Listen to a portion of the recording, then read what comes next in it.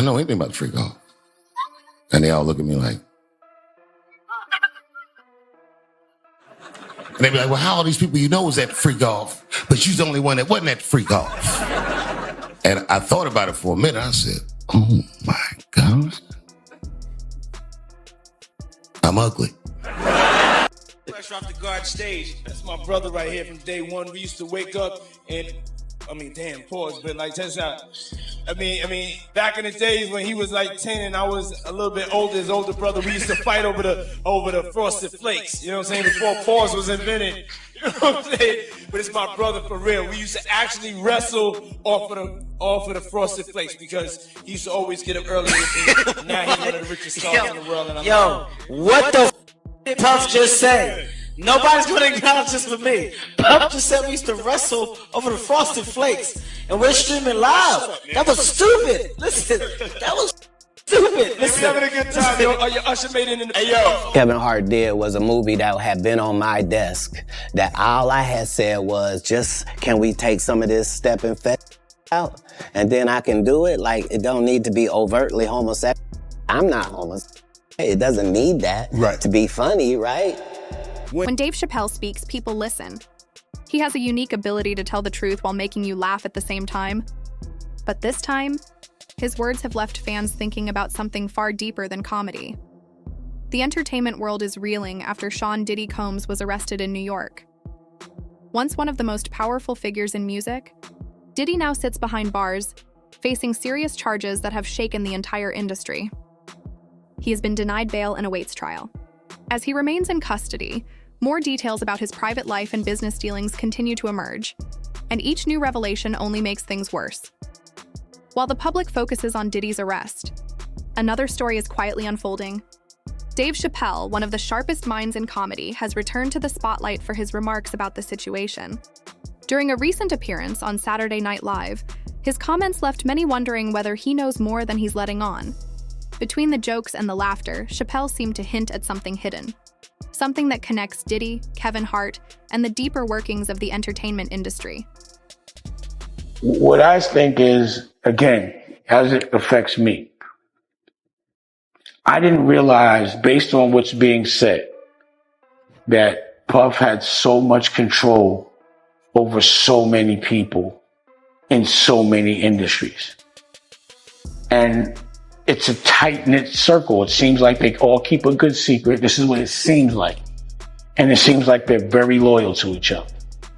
So if the guy that I'm having a problem with is over there, and that's part of their circle of coolness or black excellence or whatever that crew is, that would mean that I can't do business, or I could never do business with Puff, even if I wanted to. And probably that, to me, would mean I can't do business with anybody else that was in that house, that was in that club. So now it all makes sense.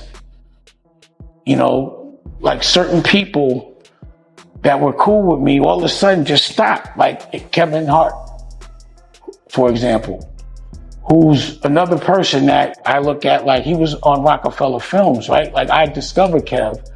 And, you know, so what happened with Kevin and I was we kept up with each other. Like up till he was in NYC, he was doing a show at the New York, what was it at, Rock? NYU. In NYU.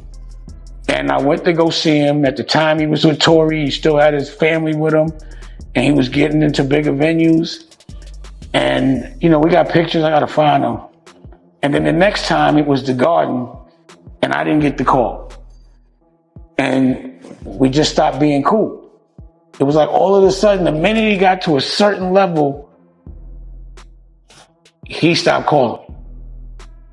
And that's happened with me with people where once they get, and then all of a sudden there's a whole new set of friends. And now I see him over there, like I didn't know all this, but I see him over there, you know, they got the tapes of him at the party with the mic, and when people ask him questions, he's real serious, and I'm like, damn, what's going on? Kev was over there too? And now, if I could ask him, I'd be like, yo, what was doing over there? Like, because I've known these people for 20, 30 years. So I could, you know, we talk like that. So it wouldn't be like an uncomfortable conversation. You're a comedian. I'd be like, yo, You had the baby on you, was next to the bed. Like, you got to tell me so. And why are you being so quiet about it? You know what I'm saying? But again, it all makes sense. It'd be like, well, how come all of a sudden it was just all of a sudden you new friends? So what it leads me to believe is, if you're going to be friends with those people, they make you choose a side.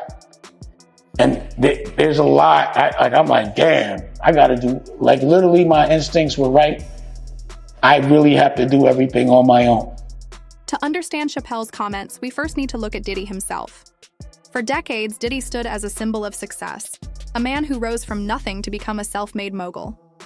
He built an empire that spanned record labels, fashion brands, and spirits companies, securing a seat at nearly every major table in music and media.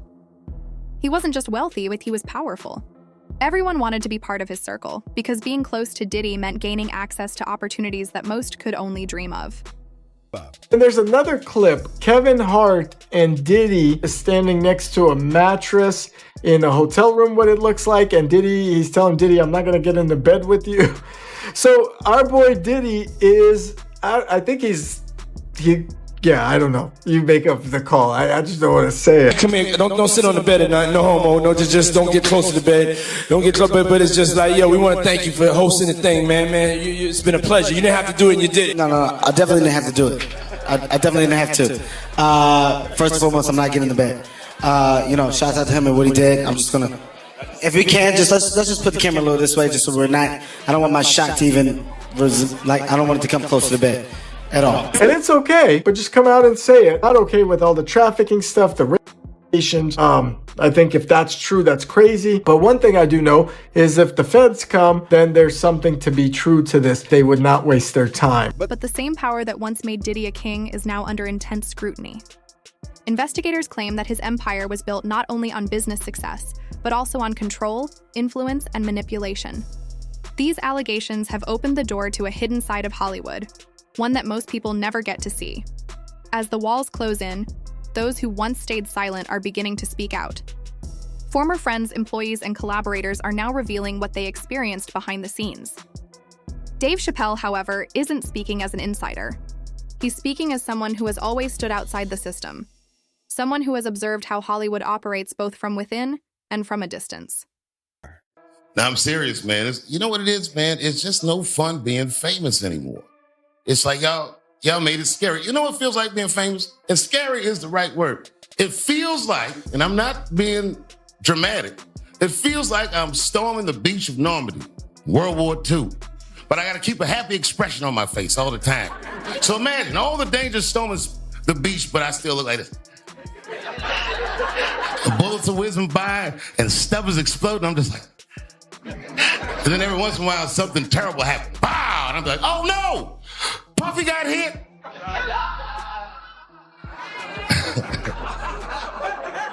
And Puffy be like, oh, keep going, Playboy. I kicked the and forgot about it.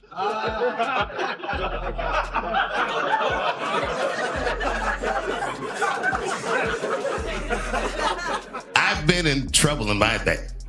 Well, I've been in a lot of trouble in my day, but man, let me tell you something. This guy, Puffy, buddy, this guy is in an enormous amount of trouble. I don't think I've ever seen anything like this. They got this guy in a RICO case by himself. A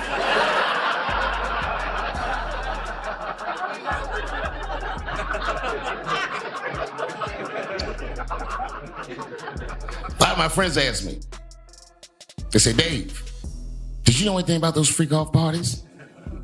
I'd be like, nah, man. I don't know anything about the freak off. And they all look at me like, and they be like, well, how all these people you know was at the freak off, but you's the only one that wasn't at the freak off. And I thought about it for a minute. I said, oh my God. I'm ugly. Sure. That's a tough way to find that out. Can you imagine if you were me reading the newspaper and found out everyone in Hollywood had an orgy behind your back? Like none of y'all called me? Well, it really hurts. I'm glad they didn't call me though, because the stories that come out about it are crazy. I saw one thing on the internet, so I'm not sure this is true. Probably doubt it's true, but I saw it. Some guy who said he knew Puff was like, yeah, man. He's like, I was at the freak off one time and I went in the back room and Puff was in there with Carl Winslow, with Dad from Family Matters. He was smashing. And I was like, Puff, what are you doing? And he was like, yeah, it feels good to make another man do your bidding. And I was like, oh my God. Carl Winslow from Family Matters was there and I wasn't invited? During his 17-minute monologue on Saturday Night Live, Dave Chappelle managed to bring humor to one of the most serious moments in entertainment history. He joked about Diddy being in an enormous amount of trouble, saying he had never seen anything like it before.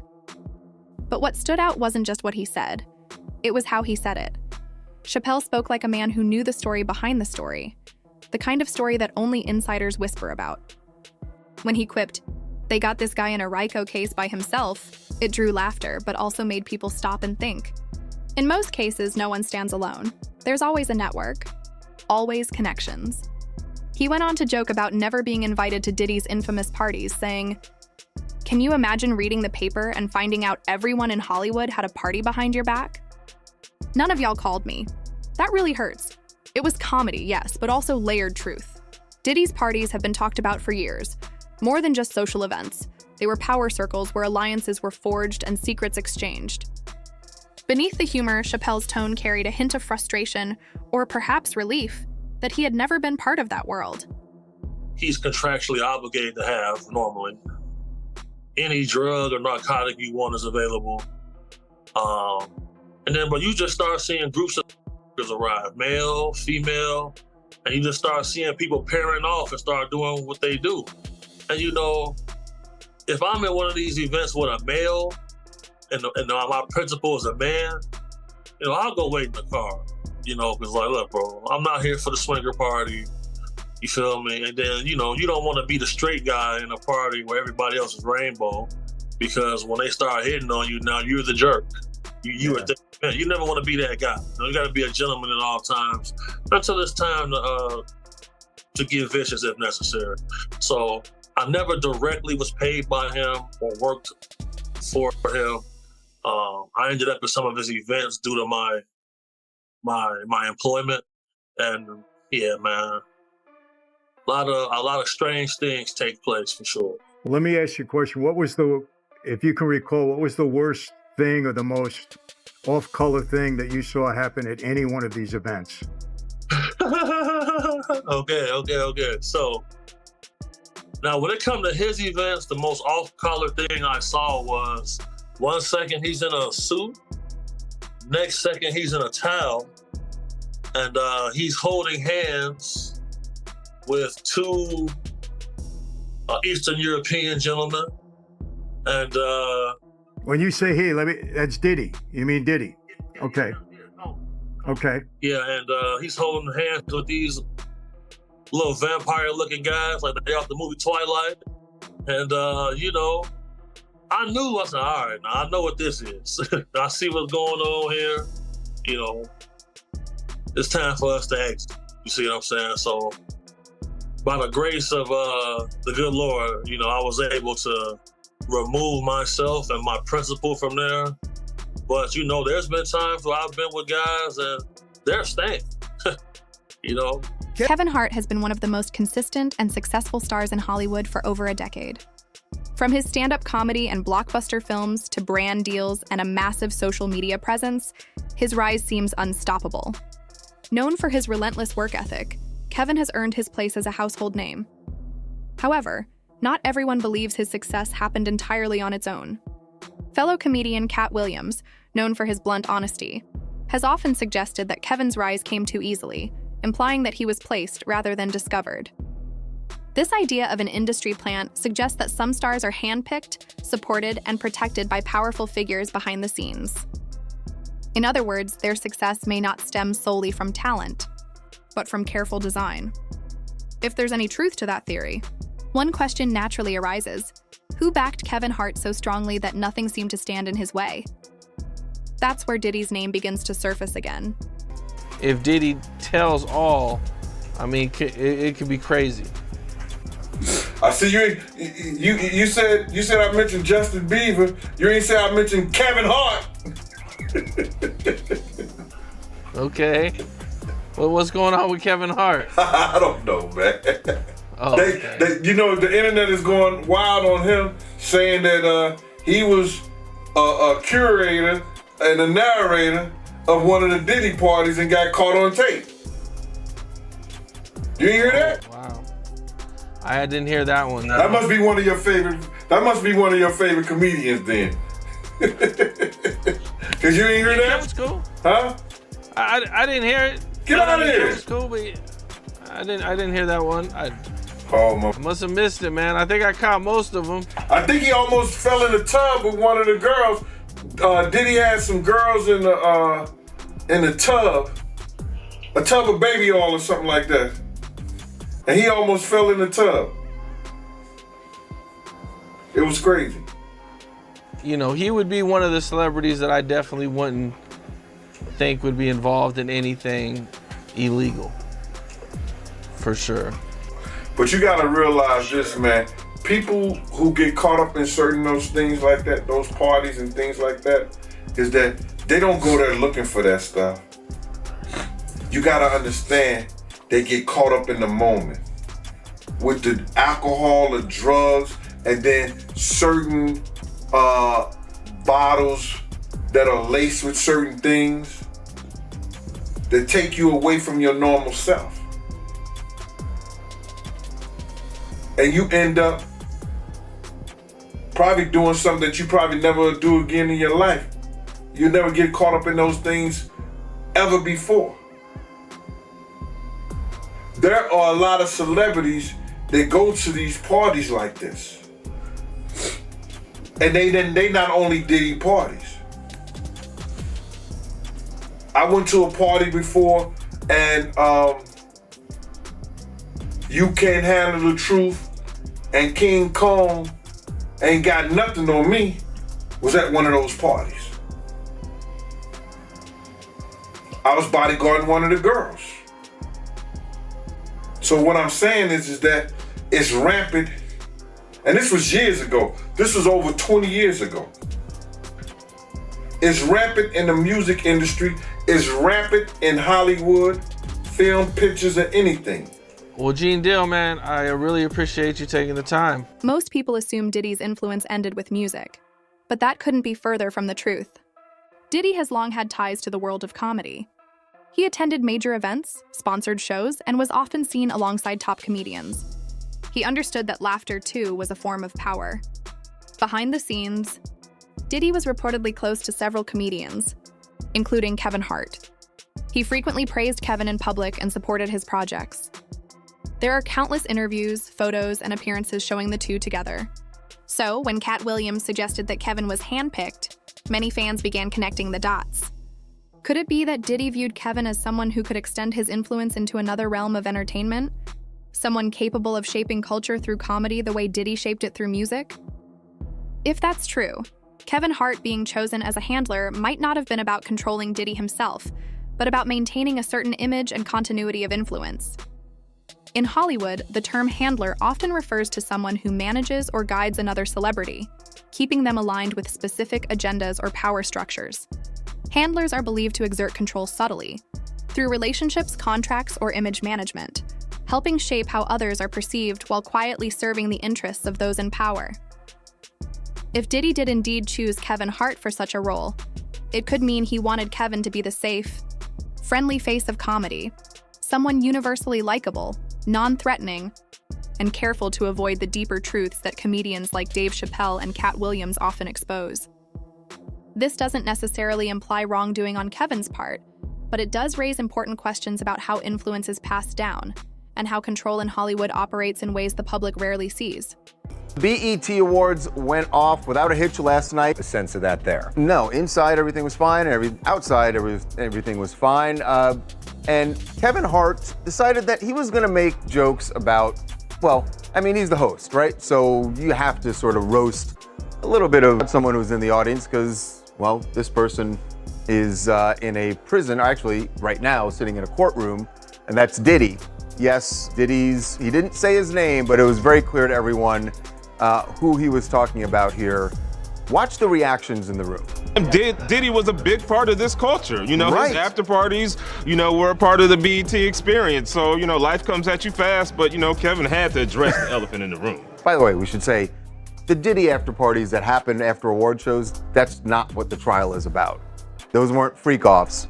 The trial is something separate, but still, nobody wanted to be seen as laughing at him. There were some Icon Awards handed out.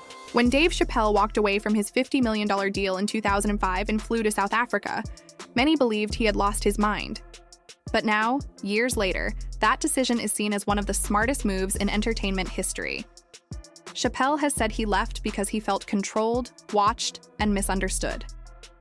He spoke about how powerful figures in the industry wanted to dictate his art, his message, and even his state of mind. So when he looks at Kevin Hart, at the top of the comedy world, always saying the right things, staying politically correct, and embraced by every major network, it likely reminds him of what he refused to become. Chappelle refused to be handled. He refused to be packaged or shaped by the system. And that's exactly why his comedy hits so deeply today, because it comes from a place of authenticity, courage, and complete creative freedom. A meme towards, I feel like Dave Chappelle owe him a check, is because when Dave Chappelle did the Dallon situation, I feel like Dave Chappelle should have gave that boy a check, because that Dallon skit that Dave Chappelle did actually helped blow Dave Chappelle up. 100%, no matter how that sounds. And I was the reason, Chopper, they'll tell you, why we even did the Chappelle show. Is because the first, I think it's the first season of Making the Band, it came out, and the Dave Chappelle show came out. Like, I like comedy, me, you dig? I can lay back and watch comedy all day and night. Corey Mahokam and all them people, I could watch them all night. I seen the Dave Chappelle show come out, and when we came back for season 2, I was just telling them, like, y'all gotta watch this Dave Chappelle and everybody looked at me weird. But the publicist, who was actually Keith Murray, either baby mama or wife or something, she was actually our publicist. And she was like, he is funny, isn't he? I was like, yeah, you should get it. You should try to contact him. And next thing you know, she contacted him and came to the house, and that's how we ended up doing the Dave Chappelle skit. Thanks, Chop. So that's what it was then. That's the reason why Dallon wasn't showing up to the meetings and all that. Yes, that's exactly why. Dallon didn't show up because he felt like he can do better by himself. He already had the fame and the popularity. So why not? You dig? And to me, honestly, I should have done the same. My old young dumb duck ass. I guess that's why when they say 18 and over, you should probably be 18 and over, because my young dumb ass ain't know no better. I was groupies, getting all this money and not even knowing the money that I'm thinking I'm getting is pennies on a dollar. Ain't that a bit? I love life. But you couldn't tell. That's why the industry loves signing young dumb niggas. You heard me? Because you can get them pennies of the dollars and make $30 million off of them. You ever notice the industry don't sign 25, 26-year-old? You know, they don't f with all that. Because if you know better, you're going to be hard to deal with. That's why they sign the youngsters, you dig? That's why, you know, to all you artists out here, you heard me? Come in with your own motion, your own bag, little daddy, towards you. Come in this bitch and can't nobody tell you shit. That's why I roll the way I roll right now. Can't nobody tell me nothing, you heard me? I move how I want to move, you understand me? Because I'm in my own bag. You heard me? Come into a situation with your own money. Don't come into this bitch for help, you dig? Because they gonna help you, all right? They gonna help you, all right? He said facts. Yeah, they gonna help you, all right? And spit you right back out like you was nobody. Yeah, that's why Dallon said. That was the reason. Gotta ask you, because I never asked you about it. How you feel about the situation between Shine and Puffy? I think that Diddy did him real foul. I think that I don't think Shine shot that lady. I don't think Shine shot that lady. And I think Diddy used them police, the same police he said he was gonna use against me on Shine. Like he was gonna get me prosecuted, because that's exactly what he did to Shine. He paid people off to aim for Shine. and Shine took the rap for something that I don't feel like he done, and it fucked up his life. But Shine he used his trauma as triumph. Dave Chappelle continues to speak his truth, and Cat Williams keeps calling out names. Together, they represent two of the few voices in Hollywood who refuse to be controlled. Kevin Hart, on the other hand, remains cautious. He rarely comments on these issues publicly, perhaps because he understands how dangerous it can be to question the very system that built his success. What we're witnessing now is more than just a scandal. It's a shift in power. Diddy's arrest has opened the door to conversations that people have avoided for decades. Comedians like Chappelle and Williams are ensuring that audiences pay attention. They're not just telling jokes, they're educating through humor, using laughter as a tool to expose truths that headlines often can't capture. And through it all, Kevin Hart stands as a symbol of a different path, one rooted in acceptance and control, rather than rebellion and independence. He invited me for weeks, asking me to come and teach him how to, wanted me to be his acting coach for a while. Go there and he's sitting around just looking. I'm like, okay, what's the material you want to work on? He's just looking at me. Then next thing you know, okay, hey, will you help me? I want to hear your music. So I come over there and I play the music. And he's sitting there just looking at me, like waiting. Okay. So then my assistant was like, he wants to hang out with you next week. And I was like, for what? He's like, I think he's trying to... That's what my assistant said. I was like, oh, okay. Dave Chappelle once said that every joke carries a seed of truth. So when he jokes about Diddy, Kevin Hart, and the strange world of Hollywood, perhaps he's not just being funny. Maybe he's revealing something real. Was Kevin Hart truly chosen by Diddy to preserve his influence and image in the world of comedy after Chappelle refused to play along? Or is Kevin simply a hard-working entertainer caught in the fallout of other people's actions? Share your thoughts in the comments below. And if you enjoyed this video, don't forget to hit the subscribe button so you never miss an update. Until next time, fam, keep it real.